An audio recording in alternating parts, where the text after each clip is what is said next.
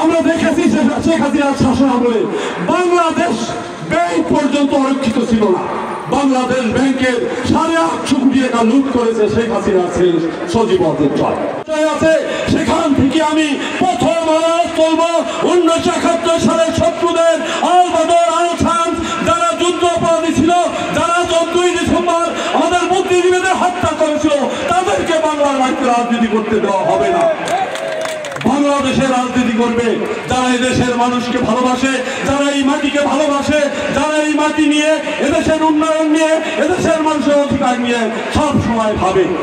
ওই মানুষগুলা রাজনীতি করতে পারবে না যারা আমাদের ব্যাংক লুট করেছে, যারা আমাদের শিক্ষা ব্যবস্থা ধ্বংস করেছে, যারা প্রশাসনে সবকিছু আধুনিকরণ করে গত 17 বছর বাংলাদেশকে একটি ধ্বংসের মুখে ঠেলে দিয়েছে। আপনারা জানেন এই মুহূর্তে আমাদের আয়ের দুইটা উৎস, একটা হলো গার্মেন্টস প্রোডাক্ট, যেটা আমাদের মেয়েরা শ্রমের বিনিময়ে কিছু বৈদেশিক মুদ্রা অর্জন করে, আর একটা হলো আমাদের শ্রমিকরা বিদেশে গিয়ে টাকা আয় করবে। তার 70% টাকা, তার 70% রেমিটেন্স আমাদেরকে ঋণ পরিশোধ করতে হয়। গত 17 বছর শেখ হাসিনাকে ঋণ করে গেছে। আমরা দেখেছি শেখ হাসিনার শাসন আমলে বাংলাদেশ ব্যাংক পর্যন্ত অরক্ষিত ছিল না।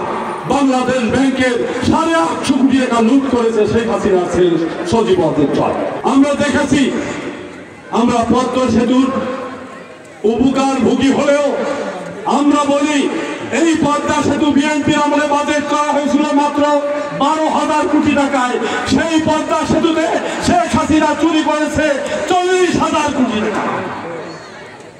আমরা দেখেছি বিদ্যুৎ বিভাগে রূপপুর পারমাণবিক বিদ্যুৎ কেন্দ্র, এই একই 1500 মেগাওয়াটের বিদ্যুতের জন্য ভারতকে দিতে হয়েছে $3 বিলিয়ন, আর বাংলাদেশের খরচ করতে হয়েছে $15 বিলিয়ন। এই টাকা শেখ হাসিনার বোনের ছেলে টিউলিপ রাশিয়া থেকে লন্ডনে পাচার করেছে।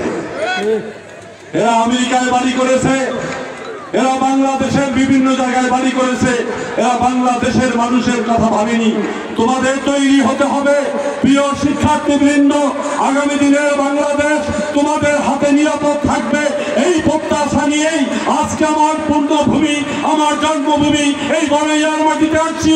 আমি শুধুমাত্র একা জাতীয় নির্বাহী কমিটিতে যাইনি, আগামী দিনে তোমাদের নেতৃত্ব নিয়ে বাংলাদেশের মন্ত্রী হতে হবে, বাংলাদেশের জাতীয়তাবাদী শক্তির আদর্শ